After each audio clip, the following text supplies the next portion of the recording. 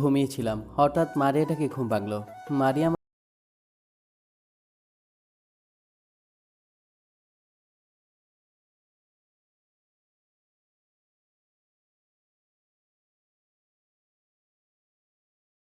মারিয়া আমুর কোলে শুয়ে শুয়ে আঙ্গুর খাচ্ছে। আম্মু, মারিয়া বলল তুমি নাকি ডাকছো। হ্যাঁ, ডেকেছি। তুই না কিছুদিন হলো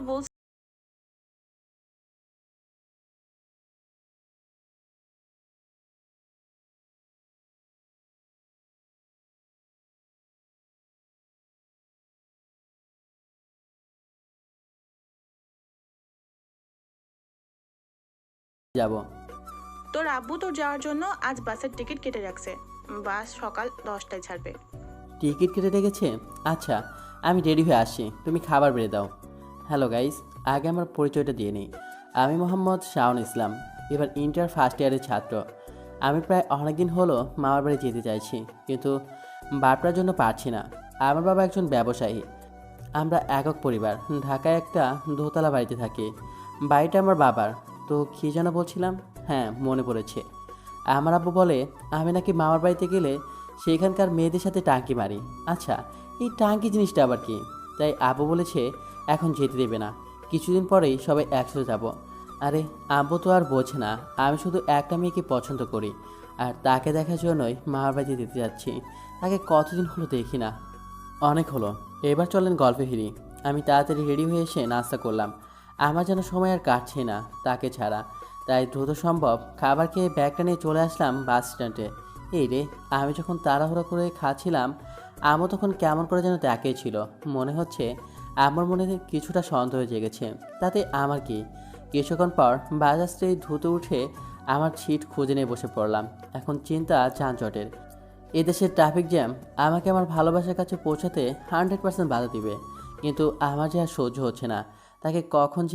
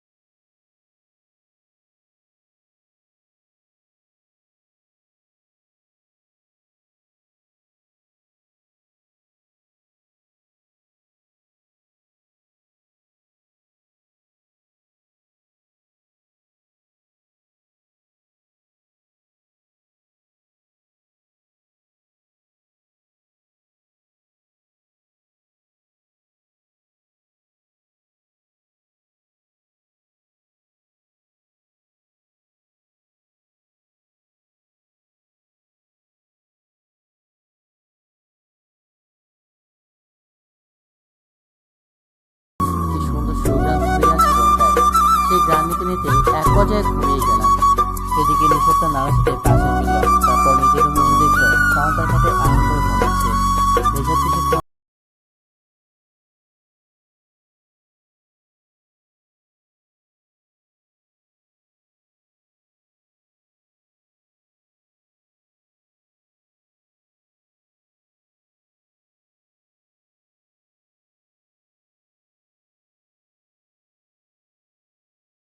ছোট। আম্মু বলতো আমি নাকি ছোটবেলায় অনেক পাজি ছিলাম, সব সময় মারামারি করতাম। কিন্তু অবাক হওয়ার একটা কারণ হচ্ছে, ছোট থেকে এখনো পর্যন্ত নিশাতের গায়ে নাকি একটা ফুলের টোকাও দিইনি যাতে সে ব্যথা পায়। আর নিশা তো সে ছোট থেকেই আমার অভিভাবকের মতো দেখাশোনা করে। আমি বুঝি না ছোট থেকেই আমাদের একে অপরের প্রতি এতটা কেয়ার কেন। আমি কথাগুলো ভাবছি আর নিশাতকে মন ভরে দেখছি। ওই সেই মেয়ে যার জন্য আমার এখানে আসা।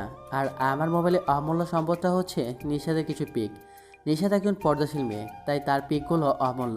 প্রায় অনেকটা সময় পেরিয়ে গেছে, কিন্তু তার ঘুমটা ভাঙছে না। হঠাৎ নিশাত তার চোখ হাত দিয়ে ঢলতে ঢলতে উঠে বসলো। আমার সেদিকে খেয়ালই নেই, আমি তো তাকে দেখার জন্য ধ্যানে বসেছি। ভাইয়া এভাবে তাকিয়ে কি দেখছো? দিলে তো হাতটা টুকরো করে। সরি শাওন। আবার ভাইয়া বলে খুব খারাপ হবে। সরি, এবার চলো। তুমি আসার পর থেকে এখনো কিছু খাওনি। তুমি খেয়েছো? তোমার এই অভ্যাসটা একটু চেঞ্জ করো তো। কখনো না। আচ্ছা নিশাত, একটা কথা বলবা? হ্যাঁ বলো। তুমি সেই ছোট থেকেই এমন কেন? আমরা যখন 3 থেকে 4 বছর বয়সে ছিলাম ঠিক তখনও তুমি আমি না খেলে খেতে না, কিন্তু এটা কি করে সম্ভব? তুমি যে ছোটবেলায় এত মারামারি করতা, কিন্তু কখনো আমাকে একটা ফুলের টোকাও দেওনি। এটা কিভাবে করেছো? জানি না এমন কেন করেছি। আমিও জানি না কেন তুমি না খেলে খেতে পারি না। নিশাত, আমার না খুব ক্ষুধা লেগেছে। আমারও। তোমার আসার কথা শুনে দুপুরের খাবার খেতে পারিনি। চলো তাহলে খেয়ে নিই। তারপর দুজনে একসাথে খাবার টেবিলে বসলাম। মামি আমাকে খাবার দিতে যাবে, কিন্তু নিশাত তাকে আটকে দিল। এরপর নিজ হাতে আমার প্লেটে খাবার বেড়ে দিচ্ছে। মামি জানেন নিশাত প্রত্যেকবার এটাই করে, তাই তিনি কিছু মনে করেননি। খাবার শেষে নিশাতের রুম থেকে ব্যাগটা নিয়ে আমার রুমে এসে বিছানায় গা হিলিয়ে দিলাম। নিশাতের আমার প্রতি কেয়ার দিন দিন বেড়েই যাচ্ছে, যা আমার খুব ভালো লাগে। আমি একটা বিষয় ভেবে খুবই অবাক হই। এখন বুঝি আমরা একে অপরকে পছন্দ করি, কিন্তু যখন ছোট ছিলাম তখন তো আর এইসব জানা ছিল না। তাহলে আমাদের দুজনের প্রতি এত টান কী করেছিল? আমরা কি তাহলে জন্মের পর থেকেই একে অপরকে ভালোবাসি নাকি? যদিও নিশাদকে বলিনি আমি তাকে খুব খুব ভালোবাসি। এই ফিলিংসটা আমি কিছুদিন আগে অনুভব করেছি, তাই তো তার ভালোবাসার টানে চলে এলাম মামার বাড়ি, অবশ্য শ্বশুরবাড়ি বলা যায়। পরের দিন সকালে মামার সাথে বাজারে আসলাম। আমি এখানে আসলেই প্রতিদিন মামার সাথে বাজারে আসি। মামা বাজার শেষে শাকসবজি আর আমার পছন্দের একটা বড় পাঙ্গাস নিল। তারপর নিশাত আর আমার পছন্দের তেলে ভাজা গরম গরম ছিঙ্গারা নিলাম। এগুলো নিশাতের খুব প্রিয়, কিন্তু আমার জন্য খেতে পারে না। আমি একবার তাকে বলেছিলাম, তুমি প্রতিদিন এভাবে তেলে ভাজা খেলে মোটো হয়ে যাবা, তখন তোমার পর তোমাকে মোটকি বলে খেপাবে। আমার এই কথায় নিশাত তেলে ভাজা খাওয়া একদম অফ করে দিয়েছে। সে ভেবেছে আমার মোটকি মেয়ে পছন্দ নয়, তাই এসব আর খায় না। আমরা বাজার করা শেষ হলে মা বাগনে বাজার এক দোকান থেকে কাঁচামরিচের সাথে গরম গরম মালপোয়া খেলাম।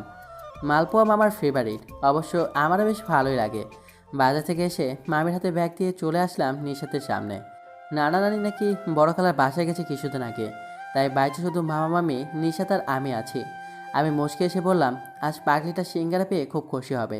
দরজা ঠেলে নিশাতের রুমে ঢুকিয়ে দেখি নিশাত আনমনা হয়ে বিছানায় শুয়ে আছে। আমার উপস্থিতি টের পেয়েই শোয়া থেকে উঠে বসলো। এত আনমনা হয়ে কার কথা ভাবছো? কই, আমি আবার কার কথা ভাববো? হ্যাঁ ঠিক বলছো, তোমার ভাবনার মধ্যে কেউ আছে নাকি? আমি পেছন থেকে সিঙ্গারা প্যাকেটটা সামনে নিয়ে বললাম, সারপ্রাইজ। নিশাত আমার কথায় তাকিয়ে দেখে সিঙ্গারা, সাথে সাথে সো মেরে প্যাকেটটা নিয়ে নেয়। তারপর সেই কথাটা মনে পড়তেই আবার প্যাকেটটা ফিরিয়ে দিল। কি হলো, খাবে না? তোমার জন্য বাজার থেকে গরম তেলে ভাজা সিঙ্গারাগুলো নিয়ে আসি। না, খাবো না। এগুলো খেলে তো আমি মোটা হয়ে যাব। ওহো, তাহলে আমার বলা সেই কথাটার জন্য খাচ্ছো না? আরে বোকা নিশা, তুমি তো প্রতিদিনই মামাকে দিয়ে সিঙ্গারা এনে খেতে। প্রতিদিন এসব খেলে তোমার শরীর খারাপ হবে, তাই বলেছি এসব খেলে তুমি মোটা হয়ে যাবা। তুমি এখন খেতে পারো। এবার নিশাত আমার হাত থেকে সিঙ্গারা প্যাকেটটি নিয়ে নিল। তারপর আমি ওকে উদ্দেশ্য করে বললাম, মাঝে মাঝে এইগুলো খেলে আমি কিন্তু বউকে মোটকি বলবো না। এবার নিশাত কথাটা শুনে লজ্জায় প্যাকেটটার দিকে তাকিয়ে রইল। এদিকে আমি তার লজ্জা মাখা মুখটা দেখে কনফার্ম হলাম সে মনে মনে আমাকে নিজের পর ভাবে। আমি এবার নিশাতকে বললাম, সিঙ্গারাগুলো কি একাই খাবা, না এই বাচ্চাটার কপালে কিছু জুটবে? আমার কথায় নিশাত একটি সিঙ্গারা আমার দিকে এগিয়ে দিল। আমি তার হাতে থাকা অবস্থায় সিঙ্গারার অর্ধেকটা মুখে পুরে নিলাম, যা দেখে নিশাতের মুখে একটা মুচকি হাসির ঝলক দেখা দিল। আমিও মুচকি হেসে নিজের রুমে চলে এলাম। আসার সময় দরজার আড়াল থেকে লক্ষ্য করলাম আমার আধা খাওয়া সিঙ্গারাটা তার মুখের কাছে এনে মুচকি হেসে খেয়ে নিল। আর একসাথে আমার যত চিন্তা ছিল তার কবর দিয়ে দিলাম। কারণটা হতো আপনারা বুঝেই গেছেন। সকাল 10টার সময় নানানি সহ বড় খালা সবাই আসলো। তাদের সাথে কুশল বিনিময় করে খালাতোর বাড়িতে নিয়ে বাড়ির পেছনের দিকে আম গাছটার নিচে মাচা পাতা আছে, সেখানে গিয়ে বসলাম। আমার নানা বাড়ির চারপাশে টিনের বেড়া, বাড়িটা বেশ বড়। আমরা বসে বসে গল্প করছি। এমন সময় নিশাত আমার পাশে এসে বসলো। আমি বসে বসে পেয়ারা খাচ্ছি। অর্ধেক খেয়ে ছানিকে বললাম, আমার বড় খালার 2 ছেলে, বড় সাব্বির আর ছোট সানি। সানি, পেয়ারা খাবি? খাবো। তারপর ওকে দিতে যাব, তার আগে নিশাত কেড়ে নিল। নিশাত, এটা কি হচ্ছে? কই, কিছু না তো। সানি, তুই তোর ভাইয়ার এটো পেয়ারা খাবি নাকি পুরোটা খাবি? পুরোটা খাবো। এই বলে নিশাত আমার খাওয়া পেয়ারাটা খেতে শুরু করলো। আমি মুগ্ধ নয়নে তাকে দেখে চলেছি। আমার এটা খাওয়ার জন্য ভালোই বুদ্ধি খাটিয়েছে দেখছি। নিশাত পেয়ারাটা খেয়ে আমার দিকে আর চোখে তাকিয়ে লক্ষ্য করলো আমি তাকে দেখছি। আমার বিষয়টা নজরে আসতেই চোখ দুটো নামিয়ে নেই। অনেকক্ষণ খালাতো মামাতো ভাই বোনের সাথে গল্প করে রুমে চলে আসলাম। আরে সে আমার মামাতো বোন হতে যাবে কেন, সে তো আমার ফিউচার বউ হবে। রুমে এসে দেখি রুমটা খুব সুন্দরভাবে গোছানো। জানি এই কাজটা নিশাতের। বিকেলে নিশাত বলল তার সাথে ঘুরতে যেতে হবে। আমি মনে মনে এটাই চেয়েছিলাম। আমরা দুজন পাশাপাশি হেঁটে চলেছি। এক অদ্ভুত ভালো লাগা কাজ করছে আমার মনে। নিশাতকে নিয়ে অনেকক্ষণ ঘুরে বেড়ালাম। সন্ধ্যার দিকে বাসা ফিরে সবার সাথে আড্ডায় মেতে উঠলাম। কিন্তু এদের মতিগতি কেমন যেন সন্দেহজনক। আর সবাই মিলে আমাদের পেছনে লেগেছে। আমাদের বলতে বোঝাতে চাচ্ছি আমি আর নিশাত। সবার সাথে পেরে উঠতে না পেরে চলে আসলাম রুমে। আমার দেখা দেখি নিশাতও তার রুমে চলে গেল। পরের দিন সকালে মামি বলল, নিশাতের কলেজে নাকি একটা জরুরি কাজ আছে, তুমি নিশাতের সাথে যাও। তুমি না ওদের কলেজে দেখতে চাইছিলা? জি মামি, আমি যাবো নিশাতের সাথে। নিশাত আমার যাওয়ার কথা শুনে মুচকি এসে তার রুমে রেডি হতে চলে গেল। 10 মিনিট পর একটা কালো বোরকা, হাতে মোজা এবং মাথায় হিজাব পরে আমার কাছে আসলো। আমরা বাড়ি থেকে বের হচ্ছি, এমন সময় মামার সাথে দেখা। শাওন, তোরা কোথায় যাচ্ছিস? মামা, আমি নিশাতের কলেজে যাচ্ছি। এই নে চাবি, রাস্তায় আমার বাইক রাখা আছে, সেটা নিয়ে যা। আচ্ছা মামা, অনেকদিন হলো বাইক চালাইনি। সাবধানে যাস। আর শোন, হ্যাঁ মামা, বলো। এই নে বাইকে 3 লিটার পেট্রোল ভরে নিস। এই বলে আমার হাতে একটা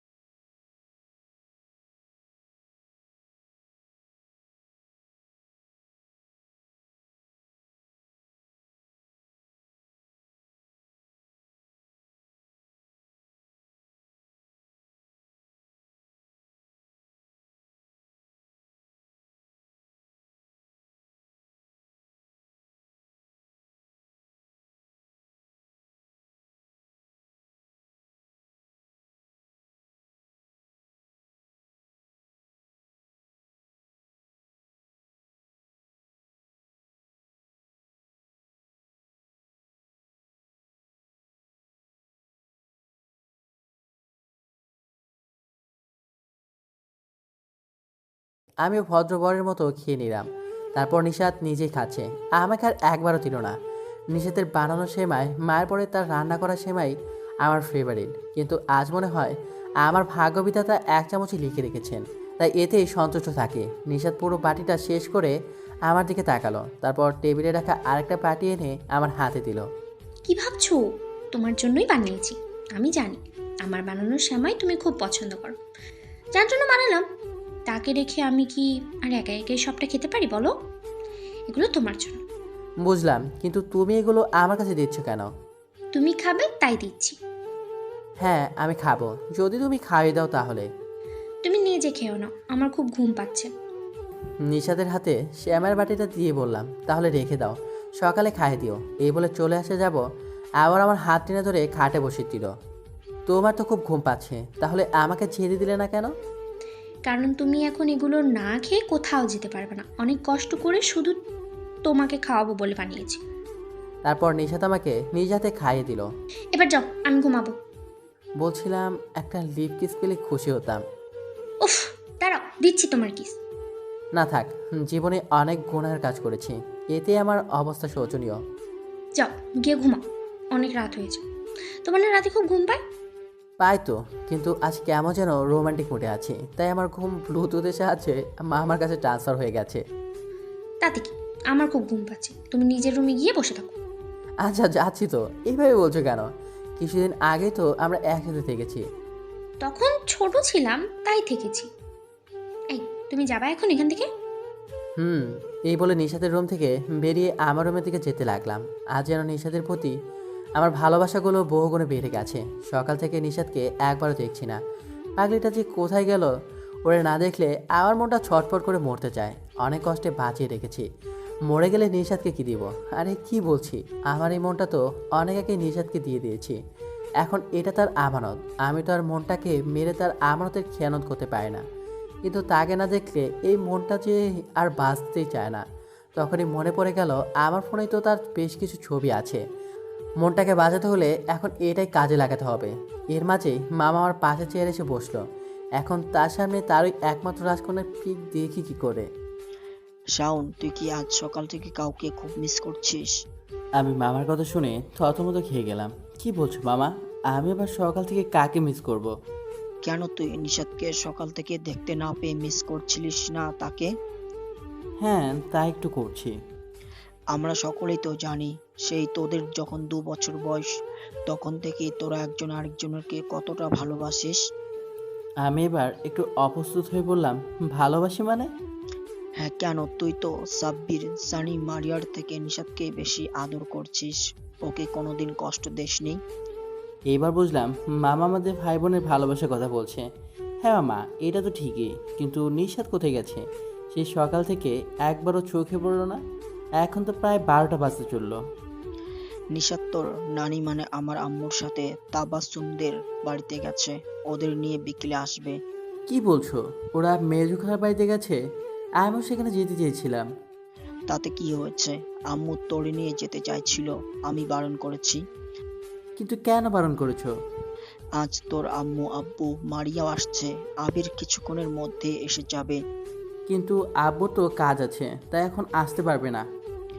দুলাভাইয়ের সব কাজ শেষ, আজ সবাই আসছে, তাই তুই, আমি আর আবির 3 মামা ভাগ্নে একসাথে মাছ ধরতে যাব। আচ্ছা মামা, ভাইয়া কখন আসে? কথাটা বলতেই ভাই এসে দাঁড়ালো। শাওন, আমি এসে গেছি, তোরা বস, আমি চেঞ্জ করে আনছি। আজ 2 ভাই আর মামা মিলে মাছ ধরতে যাব। এদিকে আমি আর মামা মাছ ধরতে যা যা রাখবে সব গোছিয়ে নিলাম। তারপর দেখি নানাও এদিকে আসে। শাওন, আমি যাব তোদের সাথে। আব্বু, তোমার না শরীর খারাপ? তুমি বাড়িতে থাকো, আমরা যাচ্ছি তো। না, আমিও যাব। নানা যে পরিমাণে রাগী তাই আর মামা কিছু বলো না, অথচ নানা আমাদের সাথে কোনো সময় রাগ করে না। নানার মাছ ধরার ক্ষেত্রে অনেক অভিজ্ঞতা আছে। নানা যখন ছোট ছিল তখন অনেক বড় বড় মাছ ধরতো, যেমন বাগাইর গজার মাছ। আর ছোট মাছ তো বড় বড় খাঁচা ভরে মারতো। তাই বলে আমার নানাকে কেউ জেলে ভাববেন না। নানার শখ ছিল মাছ ধরা, যা এখনও বিদ্যমান আছে। আবির ভাইয়া আসতেই 4 জন মাছ ধরতে চলে আসলাম বিলে। তারপর একটা জায়গা বাদ দিয়ে পানি ছিঁচে শুকিয়ে নিলাম। এখন আমার কাছে হবে সবার ধরা মাছগুলো সংগ্রহ করে রাখা। আমি তো মাছ ধরতে পারি না, সেটা আপনার ইতিমধ্যেই জেনে গেছেন। আজ আমরা চারজনে অনেকগুলো মাছ ধরে এনেছি। আমাদের সবারই ছোট মাছ অনেক পছন্দের, শুধুমাত্র সাব্বি ছাড়া। ওই শালায় কোনো কিছুই ভালো মতো খায় না, শুধু স্প্রিট, 7 আপ, কোকোলা এসব খেয়ে খেয়ে একদম চিকনালি হয়ে গেছে। আমরা মাছ ধরে বিকেলে বাড়ি ফিরে দেখি নিশাদটাও চলে এসেছে। আমি নিশাদকে দেখে তার দিকে রাগে লুকে তাকালাম, এতে নিশাদ কিছুটা ভয় পেয়েছে। তারপর মাছের পাত্রটা ওর কাছে নিয়ে দিয়ে বললাম আমার জন্য চাদা মাছের ঝোল রাখতে। এবার বোঝো আমাকে রেখে যাওয়া। আমি জানি আমার বলার জন্য নিশাদ নিজে চাদা মাছগুলো কেটে ধুয়ে নিজ হাতে রান্না করে দিবে। আমি যদি কখনো কিছু খেতে চাই সে নিজ হাতে পানি আনে। আমার সারা শরীর কাদা লেগে আছে, তাই বাড়ির পেছনে টিউবওয়েলের দিকে এগোচ্ছি। এসে দেখি ভাইয়া আর নানা একসাথে গোসল করছে, আর মামা কাদা মাখা অবস্থায় সেখানে দাঁড়িয়ে আছে। আমিও গিয়ে মামার পাশে দাঁড়ালাম। মামা, তুমি এভাবে দাঁড়িয়ে আছো কেন? আব্বু আর আবির একসাথে গোসল করেছে, তাই আমিও আমার ভাগ্নের জন্য অপেক্ষা করছিলাম। তার মানে এই পুরোটা আবার আমাদের আলাদা করে দিছে? ওই, একদম আমাকে বুড়ো বলবি না। আরে তুমি বুড়ো কেন হবে? বুড়ো তো ভাইয়া, তাই তো ও তোমার দলে। হ্যাঁ তাই তো, আমাকে আর মামাকে দাঁড় করে রেখেছো, ভালোই করেছো। আমরা তো যুবক, তাই তোমাদের মতো বুড়োর সাথে গোসল না করাই ভালো। ও রেগে দাঁত দাঁত চেপে বলল, শাওন। আবির থাম, ওরা এখনো ছোট। মামা দেখেছো, নানাও বলেছিল ভাইয়া বুড়ো। খুব রেগে গিয়ে বলল, দাঁড়া দেখাচ্ছি পুরো। কথাটা বলেই আমার দিকে তীরে আসলো। আমার আর পায়কে এক করে নিশাদের পেছনে এসে লোকালাম। শাওন কি করছো? সরো, মাছ কাটছি তো। আগে ভাইয়া যাক, তারপরে সরে যাব। মামি, বড় খালা, মেজো খালা, নানি আর নিশাদ বসে বসে মাছ কাটছে। আমি দৌড়ে এসে নিশাদের পেছনে লুকিয়ে পড়েছি। তার মাঝে সারা শরীরে সাবান মেখে ভাইয়া এসে দাঁড়ালো, যা দেখে আমি ছাড়া সবাই হা হয়ে গেছে। তারপর সবাই হাসতে লাগলো, আর ভাইয়া আমার লজ্জায় পড়ে গেল। আমাকে উদ্দেশ্য করে বলল পরে দেখে নেবে। এরপর ভাইয়া চলে যেতেই যে যার কাজে ব্যস্ত, শুধু নিশাদ ছাড়া। সে আমার দিকে চোখ বড় বড় করে তাকিয়ে আছে। আমি তার এভাবে তাকিয়ে থাকা দেখে জিজ্ঞেস করলাম তার এইভাবে তাকিয়ে থাকার কারণটা কি। তুমি কাদামাখা শরীর এখানে কি করছো? আর ভাইয়া তোমার উপরে রেগে আছে কেন? সেটা পরে বলবো, আগে তো তুমি আমাকে চাদা মাছের ঝোল খাওয়াও। আমার কথা শুনে নিশাত রাগে চোখে তাকালো, তারপর মাছ কাটতে বিজি হয়ে গেল। আজ বুঝলাম না আমাকে এইভাবে দেখে কেউ কিছু বলো না। অন্যদিন হলে আমাকে প্যারায় প্যারায় প্যারাময় করে ফেলতো। যাক, আমার জন্য ভালোই হয়েছে। তাড়াতাড়ি গিয়ে গোসল করি, তারপর নিশাতে রান্না করা চাদা মাছের ঝোল। জিভ পানি চলে আসছে। পানিটুকু সুরত করে গিলে নিলাম। মুখে লালা নাকি হজমে সাহায্য করে, ওষুধ না খেয়েই ভালো হজম হবে। তাই আর ফেললাম না। মামার সাথে গোসল করে রুমে এসে শুয়ে শুয়ে নিশাতের জন্য অপেক্ষা করছি। তখনই মনে হলো আব্বুকে একটা কল দিই, তাই ফোনটা হাতে নিয়ে কল দিলাম আব্বুর নাম্বারে। আসসালামু আলাইকুম শাওন। ওয়ালাইকুম আসসালাম। আব্বু, তোমরা কোন পর্যন্ত আসছো? আমরা টাঙ্গাইলের কাছাকাছি আছি, আবির আসছে ওখানে।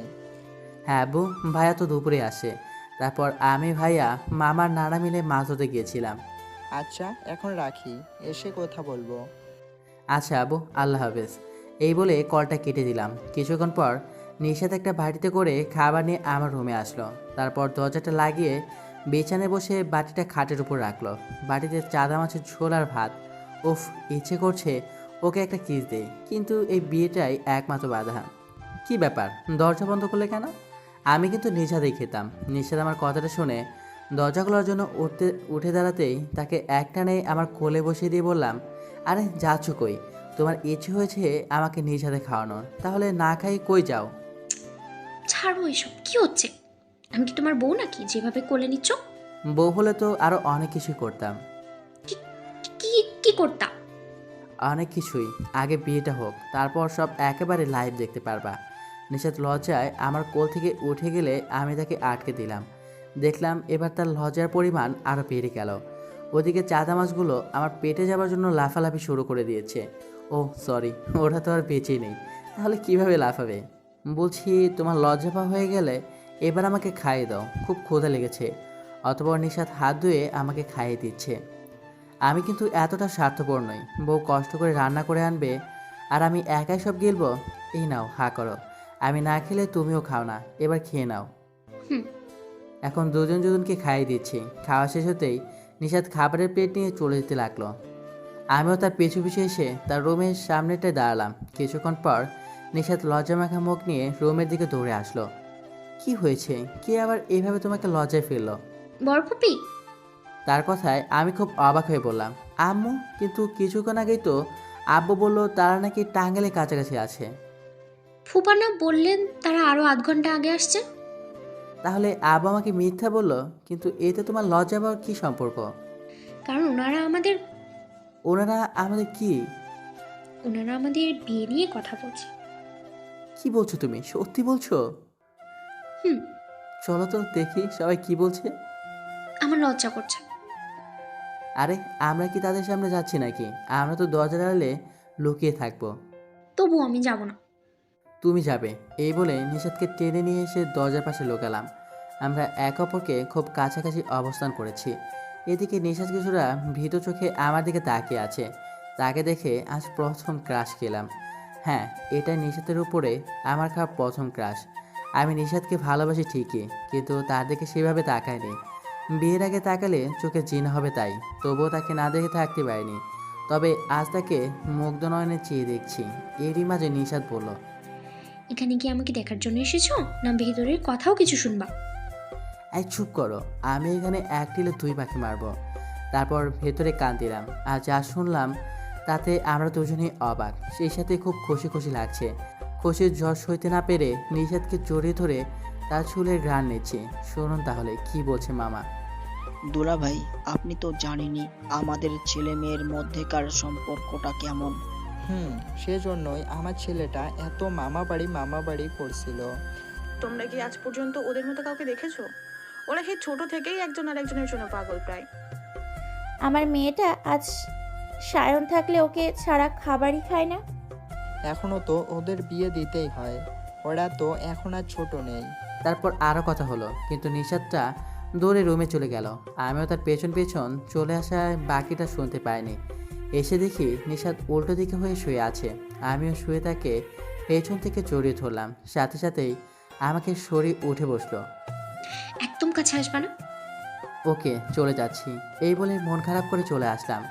আমি চাইলাম তার সাথে প্রেমালাপ করতে, কিন্তু উনি তো আমাকে তাড়িয়ে দিলেন।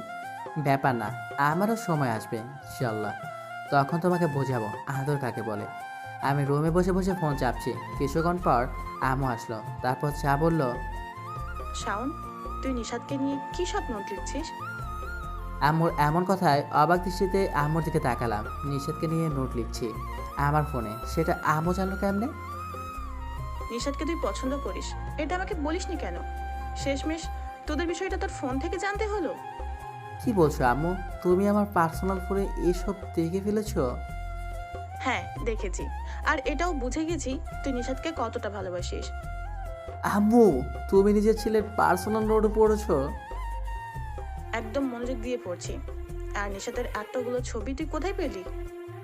যার ছবি সেই দিয়েছে। আমি একটা জিনিস বুঝি না, তোরা সেই ছোট থেকে দুজন দুজনের এত কেয়ার নিস, এটা কিভাবে সম্ভব? আম্মু, তুমি কিন্তু কাজটা ঠিক করনি। আমার পার্সোনাল বলে কিছুই রাখলে না। তোর আবার কি পার্সোনাল? সবে মাত্র ইন্টারে পড়িস, এখনই এসব? আম্মু, তুমি যাও তো, আমি এখন ঘুমাবো। আচ্ছা ঘুমা। আর শুনে রাখ, 10 দিন পর তোরা নিশাতে বিয়ে। আম্মু, কি বলছো? এত তাড়াতাড়ি বিয়ে?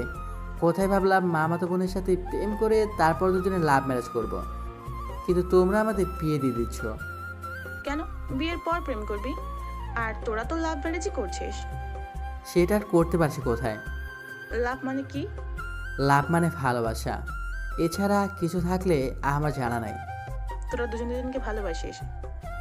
হ্যাঁ, তুমি তো সবই জানো। তোরা দুজন তো একজন আরেকজনকে ভালোবাসিস, আর কিছুদিন পর বিয়েও করছিস, তাহলে তো তোর লাভ ম্যারেজই হচ্ছে, তাই না? হ্যাঁ আম্মু, কিন্তু প্রেম? সেটা বিয়ের পর করবি। জানিস না ইসলামে প্রেম করা পুরোপুরি হারাম। বিয়ের পর প্রেম করলে গুনাহ হয় না, বরং বউকে ভালোবাসার কারণে সওয়াব পাবি। আম্মুর মুখে বউকে আদর করার কথা শুনে কেমন যেন লজ্জা লজ্জা লাগছে। তবু আম্মুকে বললাম, আমি তোমার কথায় রাজি, তুমি ঠিকই বলছো। প্রেম করে পাপ করা দরকার নাই। অনেক রাত হয়েছে, তুই ঘুমা। আমি তোর মামার সাথে কথা বলে তারপর ঘুমাবো। এই বলে আম্মু চলে গেল। আমিও পাড়ি দিলাম ঘুমের দেশে। নিষাদকে নিয়ে ঘুরে এলাম মেঘের পাড়ায়। যদি বৃষ্টি হোস চোখের দৃষ্টি হোস নিয়ে যাবো যে মেঘের পাড়ায়, কেউ কি জানে কোন সে টানে এই মন কেন তো পা বাড়ায়। এতটুকুই মনে ছিল, নিষাদকে তাই শুনিয়ে দিলাম। আমার গানের গলা ভালো না। নিষাদ তা দেখে খুব হাসে, তারপর নিজে গাইতে শুরু করলো। নিষাদ গান গাইছে আর আমি মনোযোগ সহকারে শুনছি। তার গান গাওয়া শেষ হতেই আমার শ্বাস যেন আটকে যাচ্ছে। এমন হচ্ছে কেন? স্বপ্নে তো এরকম হওয়ার কথা না। তাহলে কি আজরাইল আমার জান কবজ করছে? আজ রক্ষা নেই। প্রিয় পাঠক পাঠিকারা, আমার কোনো কাজে কখনো কষ্ট পেয়ে থাকলে ক্ষমা করে দিয়েন। হঠাৎ ঘুমিয়ে গেল। চোখটা খুলতে আমি যা দেখলাম তা দেখে নিজের চোখে বিশ্বাস করতে পারছি না। সে এটা কীভাবে করতে পারে? আমাকে মেরে তার কী লাভ হতে পারে? আমার কিছু হলে তো সবচেয়ে বড় ক্ষতিটা তারই হবে। শ্বাস যেন ক্রমেই আটকে যাচ্ছে, আর পারছি না। এদিকে নিষাদ খেয়াল করলো শাওন কেমন যেন করছে। ওর সাথে একটু মজা করতে গিয়ে কি তাহলে শাওনকে চিরতরে হারাবে নিষাদ? নিষাদ তাড়াতাড়ি নাকটা ছেড়ে দিয়ে শাওনের মুখে হাত বোলাতে লাগলো। আল্লাহ, এতক্ষণে বাঁচলাম, কিন্তু এই পাখিটার হঠাৎ কি হলো? এমন তো কোনোদিন করে না। নিষাদের দিকে তাকাতেই দেখি পাখিটা ভীষণ ভয় পেয়ে গেছে। হয়তো একটু মজা করতে চেয়েছিল। মজা করতে গিয়ে একটু বেশি করে ফেলেছে। এখন হয়তো সেটা বুঝতে পেরেছে, তাই এভাবে ভয় পেয়ে আছে।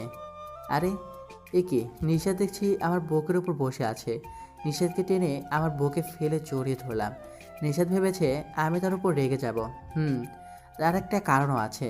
যাকে নিয়ে এত সুন্দর একটা স্বপ্নে বিভোর ছিলাম, সে নিজে তার দফারফা করে দিল। সেটা তো স্বপ্ন ছিল, কিন্তু এখন সে আমার বুকের সাথে মিশে আছে, এটা বাস্তব। নিষাদ, নিষাদ, তোমার কি খুব ভয় লাগছে? এই, একদম ভয় পেও না।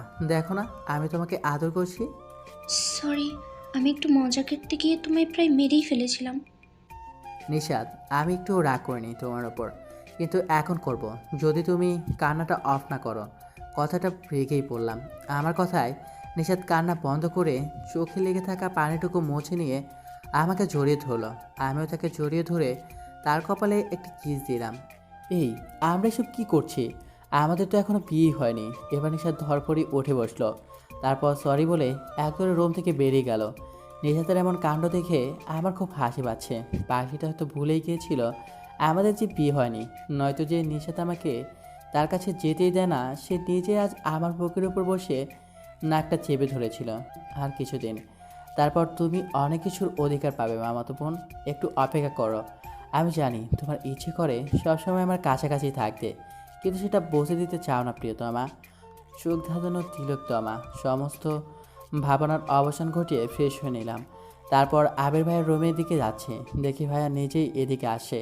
আমাকে আসতে দেখে বলল, তুই কি আমার কাছেই আসছিস? হ্যাঁ। ও, আজ তো তোকে নিয়ে ঘুরতে যাওয়ার কথা ছিল। হ্যাঁ, সেটাই বলতে যাচ্ছিলাম। তুই দাঁড়া, আমি রেডি হয়ে আসছি। আচ্ছা ভাইয়া। ভাইয়া গেল রেডি হতে। ভাইয়া যাওয়ার পরপরই নিশাতে হাজির। কিছু কি বলবা? আমিও তোমাদের সাথে যেতে চাই।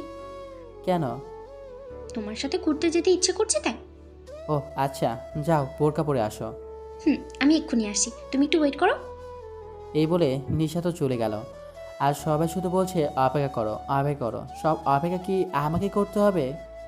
শাওন, কি ভাবছিস? চল যাওয়া যাক। আমি ভাইয়ার কথায় ভাবনার ছেদ ঘটিয়ে বললাম, দাঁড়াও। নিশাদ বলল সেও আমাদের সাথে যাবে। কি বলছিস? সে কেন যাবে আমাদের সাথে? আরে ভাইয়া, তোমার সাথে নয়, আমার সাথে যাবে। তার নাকি আমার সাথে ঘুরতে যাওয়ার ইচ্ছা হয়েছে। তো যা, নিশাদকে নিয়ে ঘুরে আয়। আমি না হয় পরে যাব। একদম না, তুমি এখনই যাবে। না ভাই, আমার ছোট ভাই আর আমার মামাতো বোনের প্রেম বড় ভাই হয়ে কিভাবে দেখি? ভাইয়া, আমি কি তার সাথে প্রেম করতে যাচ্ছি নাকি? সে আমাদের সাথে যেতে চেয়েছে, তাই আসতে বলেছি। সত্যি প্রেম করতে চাচ্ছিস না? তারপর নিশা সেখানে এলে আমরা দুই ভাই স্টপ হয়ে গেলাম।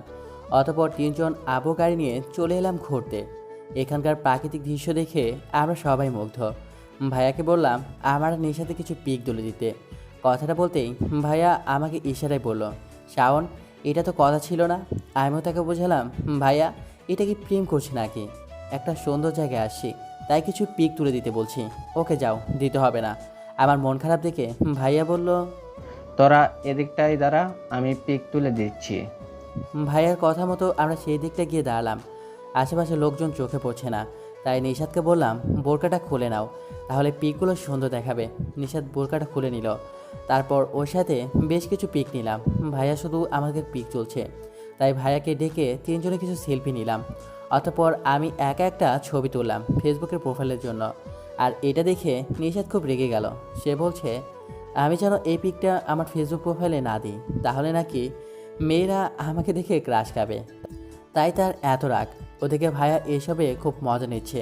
ইচ্ছে করছে ওর গার্লফ্রেন্ডকেও ডেকে নিই, তখন আমিও মজা নেব।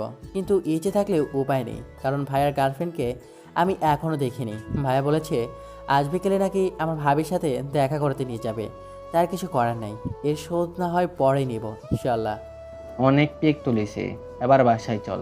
বিকেলে তোদেরকে নিয়ে এক জায়গায় যেতে চাইছি। আচ্ছা ভাইয়া। শাওন, বিকেলে তোমরা কোথায় যাবা? ভাবির সাথে দেখা করতে? ভাবি মানে? হ্যাঁ, তোমার বড় ফুফাতো ভাইয়ের জিএফ। ও, ভাইয়া প্রেমও করে?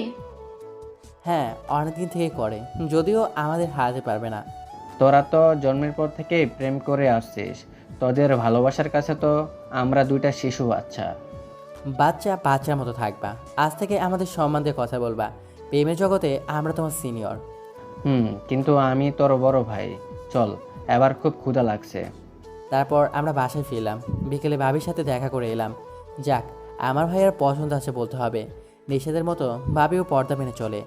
আজ পর্যন্ত ভাইয়াকে তার হাতটাও স্পর্শ করতে দেয়নি, অথচ আমি কয়েকবার নিষেধকে জড়িয়ে ধরেছি, যেটা করা মোটেও উচিত হয়নি। তাই এখন থেকেই সিদ্ধান্ত নিয়েছি বিয়ের আর 4 দিন বাকি। এই 4 দিন নিষেধের থেকে নিরাপদ দূরত্ব বজায় রেখে চলবো।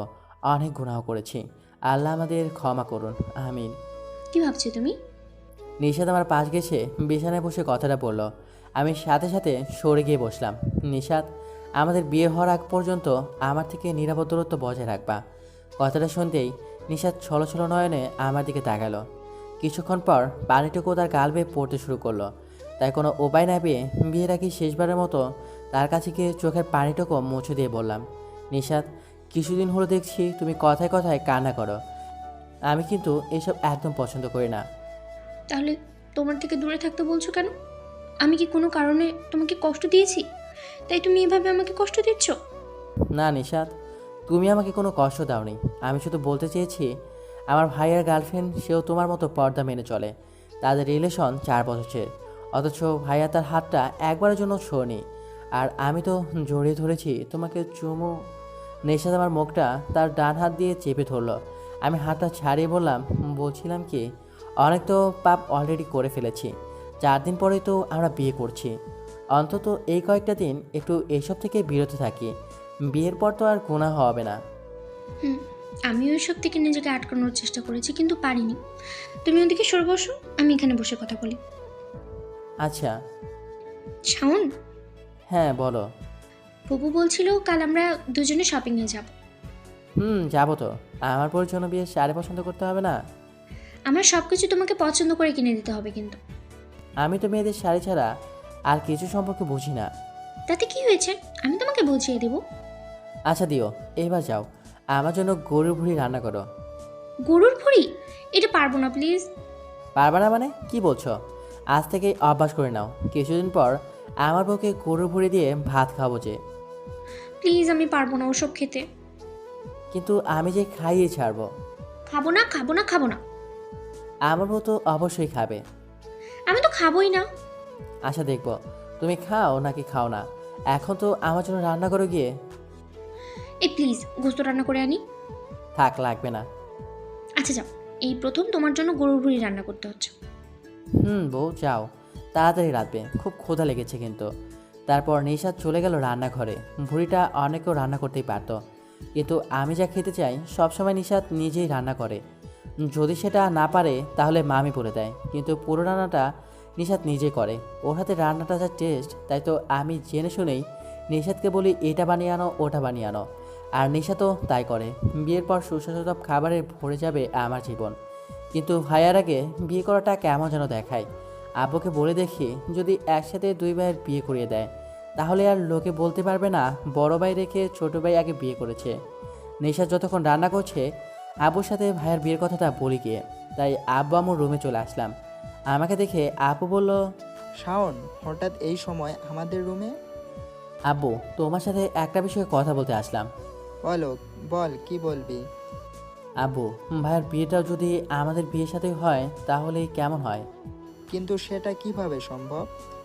ভাইয়া একটা মেয়েকে 4 বছর ধরে লাইক করে, আমাকে নিয়ে গেছিল দেখা করাতে। মেয়েটা খুব ভালো, পর্দাশীল মেয়ে। মেয়েটা যদি পর্দা মেনেই চলে তাহলে আবিরের সাথে প্রেম করবে কেন?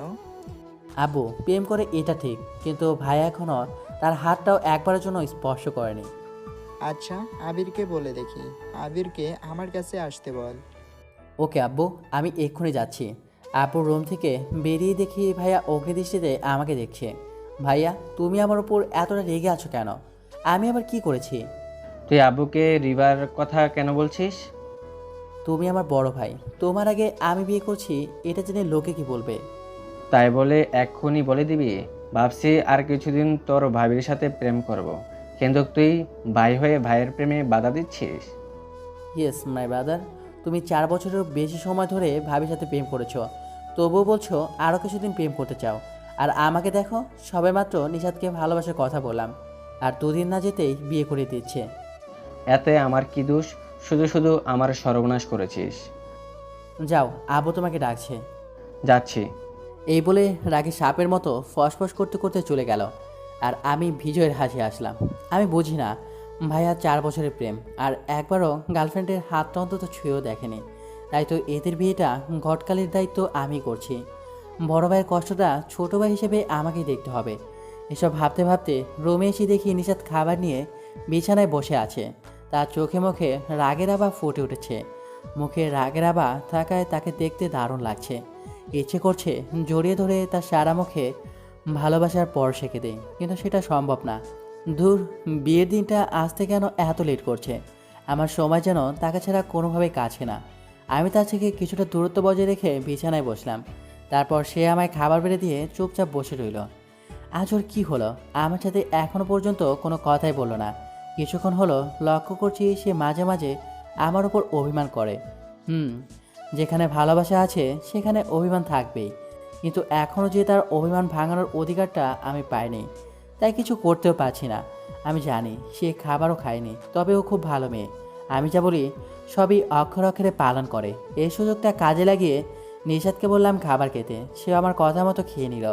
সে কিন্তু ভুঁড়ি দিয়ে খায়নি, তার সাথে মাছ ভাজিও এনেছিল, তা দিয়ে চুপচাপ খেয়ে নিল। আমি বুঝি না, মাত্র কয়েক মিনিট লেট করেছে বলে এতটা অভিমান। আমার খাওয়া শেষ হলে নিশাদ চলে গেল। যাওয়ার সময় আমার মন চিন্তামগ্ন ভাব দেখে মুচকি আসলো। ও, তার মানে এতক্ষণ আমার সাথে মজা নিচ্ছ? এর শাস্তি হিসেবে বিয়ের পর তোমাকে ফুড়ির ঝোল দিয়ে ভাত মেখে খাওয়াবো। কি? ভুড়ির ঝোল? হ্যাঁ গো। হ্যাঁ, তুমি যাই করো না কেন, আমি কোনোভাবেই গরুর ভুড়ি খাবো না। ছি, ভুড়িতে গোবর ভরা থাকে, ওসব তুমি খাও কি করে? একবার খেলে তুমিও খেতে চাইবে। আমি খাওয়া তো ধরে থাক, ভুড়ির ধারের কাছেই যাব না। ওকে, আমিও দেখব। যদি তোমাকে ভুঁড়ি দিয়ে ভাত মেখে না খাওয়াতে পারি তো আমার নাম শাওন না। আর ইনশাল্লাহ আমি এটা পারবো। আচ্ছা, তোমাকে তাহলে কি করে ডাকবো? কারণ তখন তো তোমার শাওন নামটা আর থাকবে না। দেখা যাবে। আর হ্যাঁ, যদি আমি হেরে যাই তাহলে আমাকে অন্তর বলে ডাকবা। এত নাম থাকতে অন্তর কেন? কারণ এটা আমার ডাক নাম, তাই। এটা কেমন হলো? কোনটা কেমন হলো? তুমি শাওন নামটা বদলে তোমারই ডাক নাম দিলে। অবশ্য তুমি কি অন্য কোনো নাম রেখেছিলে? হুম। তা সেই নামটা কি? শান্ত। শান্ত? আরে, আমার এই নামটা কে যেন রেখেছিল। তুমি কি করে জানলে শান্ত আমারই একটা নাম? এটাও? জি। ধুর, আমি গেলাম। এই বলে মুখটা বাংলার পাঁচের মতো করে চলে গেল। বউ, বিয়ের পর তোমার সাথে বেশ মজা করতে পারবো। শুধু মজা নয়, ভালোবাসাটাও দিব সীমাহীন ইনশাল্লাহ। আজ আমি, ভাইয়া, আবু, নানা, মামা আর মামি যাচ্ছি রিবা ভাবিদের বাড়িতে ভাইয়ার বিয়ের ব্যাপারে কথা বলতে। নিশাদ আমাদের সাথে যেতে চেয়েছিল। এতগুলো মানুষ একসাথে গেলে তারা কি ভাববে, তাই তাকে রেখে আসছি। পাগলিটা আমার ওপর আবারও অভিমান করে আছে।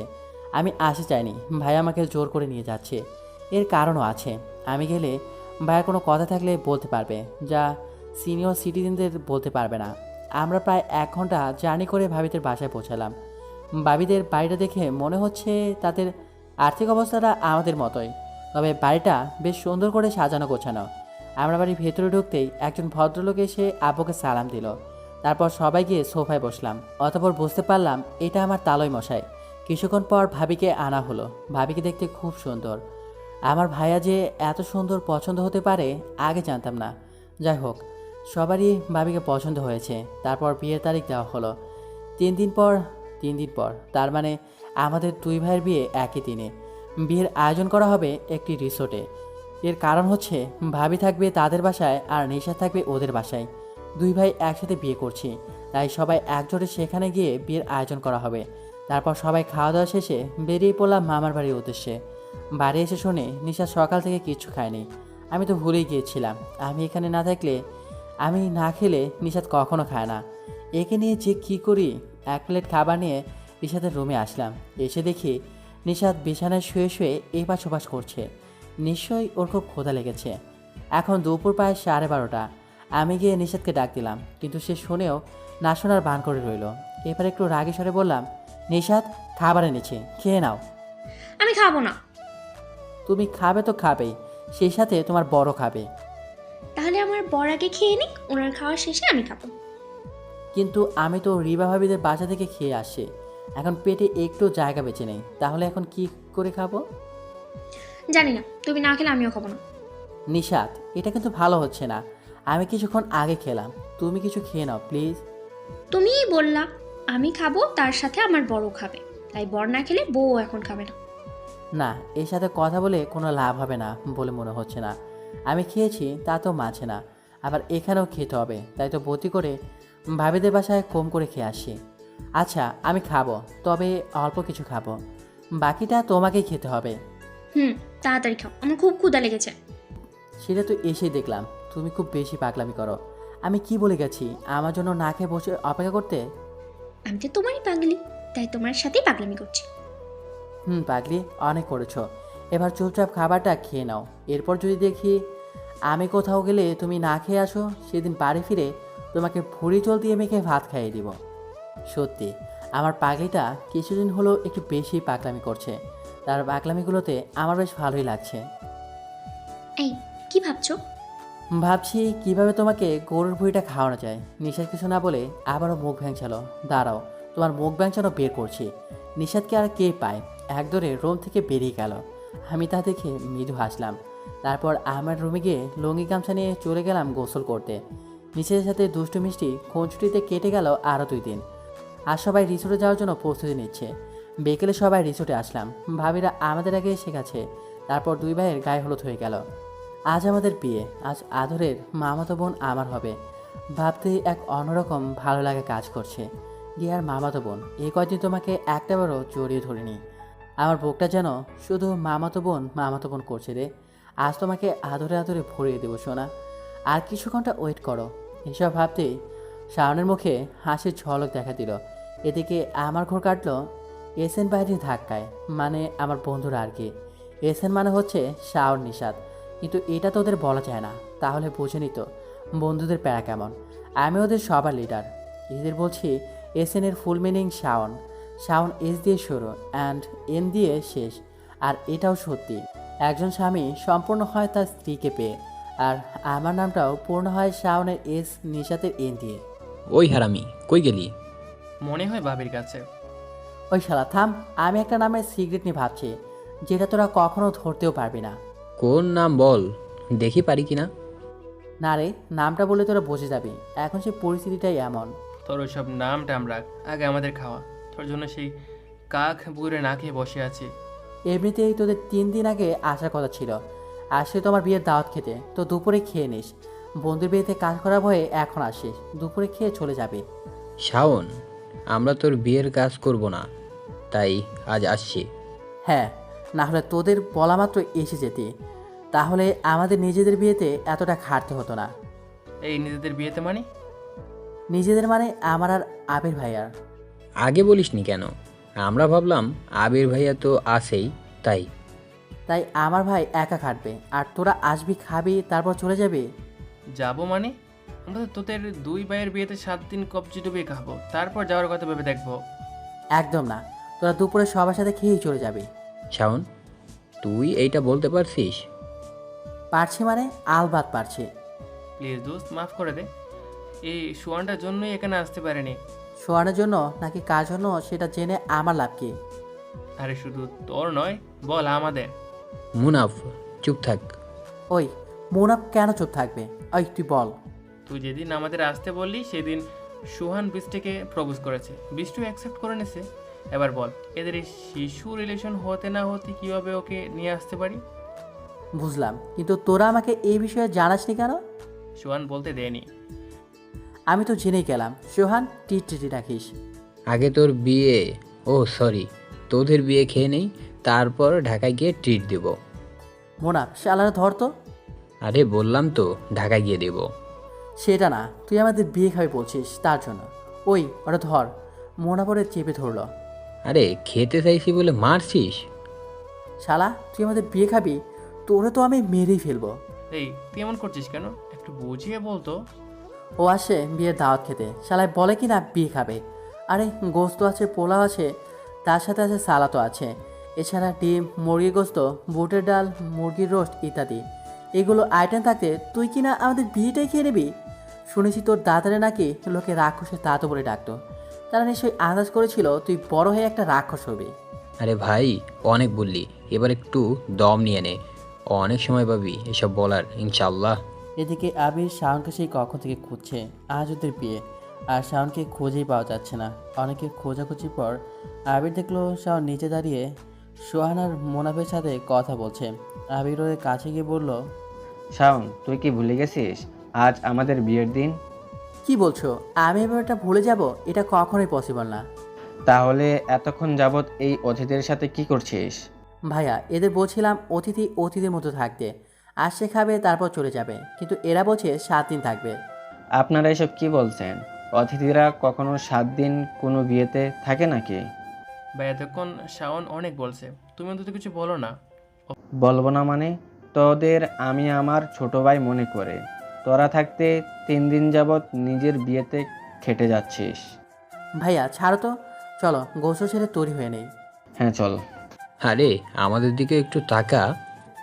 এখন থেকে আমাদের বিয়ের বাকি সব কাজ তোদের। তার মানে বিয়ের কাজটাও আমরাই করছি? থ্যাঙ্কস দোস্ত, তোর মামাতো বোনকে আমার করে দেওয়ার জন্য। জুতা খাকিয়ে শালায় বলে কি আমার বউ নাকি ও নেবে। দেখ, আমার জুতা খাওয়ার শখ নাই, তার থেকে ভালো তোর বিয়ের মিষ্টিই খাই। সব শালাই এক একটা রাক্ষস। তারপর আমি আর ভাইয়া গোসল করে রেডি হয়ে নিলাম। শালার বন্ধু কই আমাদের তৈরি করে সাহায্য করবে, তা না করে মেয়েদের পেছনে ঘোর করছে। যত পারিস ঘোর, বাট কোনো লাভ নাই। এখানে যারা আসে সব পর্দাশীল মেয়ে। অতপর আমাদের 2 ভাইয়ের বিয়ে ভালোভাবেই হয়ে গেল। বউ নিয়ে রওনা হলাম শ্বশুর বাড়ি। ভাইয়ার রুম নানি আর নিশাতের রুম মামি সাজিয়েছে। আমি বাসর ঘর মানে নিশাতের ঘরের সামনে দাঁড়িয়ে আছি। এর আগে কত নিশাতের রুমে ঢুকেছি, কিছুদিন আগেও আমরা একসাথে ঘুমিয়েছি। ছোটোবেলায় সবাই একসাথে ঘুমায়, তাই কেউ খারাপ কিছু মনে করেন না। আর সেই রুমে ঢুকতেই কেমন জানি আনিজি লাগছে, তবু এসব উপেক্ষা করে ঢুকে বললাম বাসর ঘরে। নিশাত গোলাপি শাড়ি পরে বড় করে ঘোমটা দিয়ে বসে আছে। অনেক মেয়ে নাকি বাসর ঘরে তার বরকে সালাম করে, তারা কি জানে না একমাত্র আল্লাহ ছাড়া কারো কাছে মাথা নত করা শিরকের শামিল। যাই হোক, আমি গিয়ে নিশাতের পাশে বসলাম, কিন্তু এখন কি করতে হয়? এক আপু কিছুদিন আগে বলেছিল বাসরাতে বিড়ালের কথা, কিন্তু এটা বুঝিয়ে বলেনি, তাই আজ এই সমস্যাটা হচ্ছে। আপু, আপনারে বলেছিলাম একটু বুঝিয়ে দিতে, তাহলে আজ বিড়ালটা মারতে পারতাম।